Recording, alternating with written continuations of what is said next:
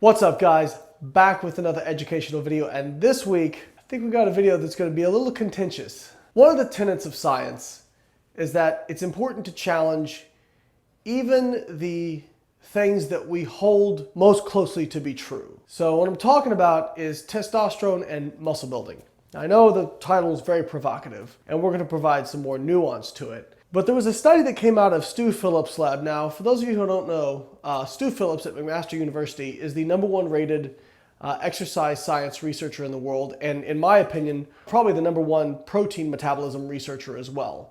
If you want to study hypertrophy, this is the dude. I think he has more citations than anybody else in academia currently for exercise science. So Stu's lab did a study where they looked at people who resistance trained and divide those up into low responders and high responders to training. Now, we know that some people gain quite a bit more muscle than other people when they resistance train. I think anybody who's been in fitness long enough knows that there's some people who in 12 weeks make really impressive progress, and other people in 12 weeks don't make hardly any progress. And they wanted to look at the testosterone concentrations of these low responders versus high responders. The idea being that we would think that we would see testosterone being lower in the low responders and higher in the high responders because testosterone is thought of as one of the primary drivers of hypertrophy. Now, I will say there are some studies from years ago that show that high doses of testosterone, like exogenous testosterone, are very potent muscle builders. But then things get much more muddy within the physiological range of testosterone. For example, if you're not low testosterone, and you're not super high testosterone, like you're taking exogenous testosterone, there's really not much evidence that suggests within the physiological range, so I think it's 300 to 1,000 nanograms per milliliter, that there's really a big difference in hypertrophy between those ranges. This study wanted to address that in resistance trainers. So what was the study? Well, they had resistance trained men do a 12-week hypertrophy focused block, and then they divided them into low responders and high responders based on how much lean body mass they gained. Then they looked at their testosterone concentrations. What they found was actually really surprising. There was almost no difference whatsoever in testosterone concentrations between low responders and high responders. Where there was a difference that was highly associated with the difference in lean body mass response between the groups was androgen receptor density in muscle cells. This kind of makes sense if you think about the way testosterone works. So testosterone isn't a hormone like insulin where it hooks up to a receptor outside the cell and that causes changes within the cell due to a cascade of different events. Testosterone actually goes into the cell and is converted to DHT via an enzyme called 5-alpha reductase. That DHT molecule then binds with an androgen receptor and can then enter the nucleus where it can affect the transcription of various genes, such as the genes involved in skeletal muscle in terms of promoting hypertrophy. They found that the high responders had significantly greater levels of androgen receptors in their cells. Now, some people might be saying, well, that doesn't make any sense. If that was true, why do people who take exogenous testosterone build more muscle? Great question. And the reason is that exogenous testosterone in high doses has been shown to increase androgen receptor density. It appears that within the physiological range, increasing testosterone concentrations doesn't really seem to make a big difference in androgen receptor density, whereas if you get testosterone high enough,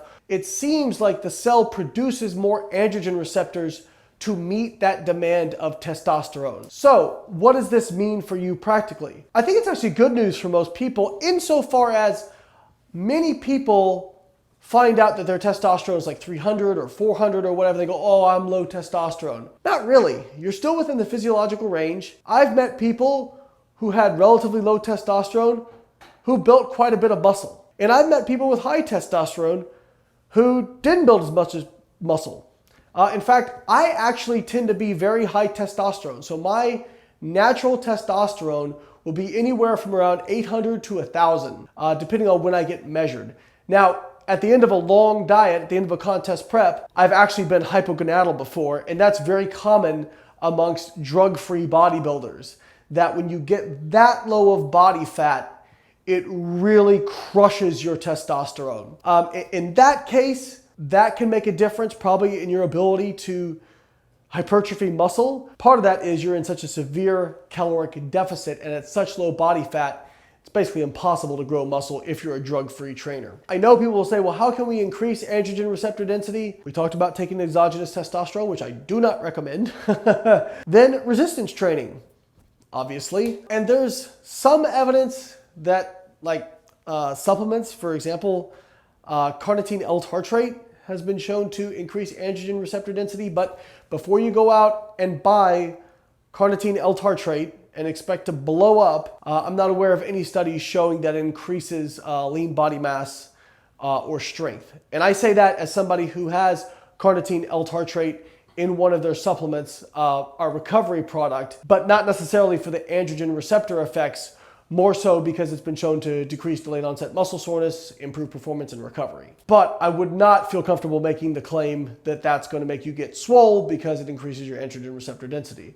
There probably is a threshold where you need to increase that to in order to see actual physiological outcomes, and I'm not sure you can get that through supplementation.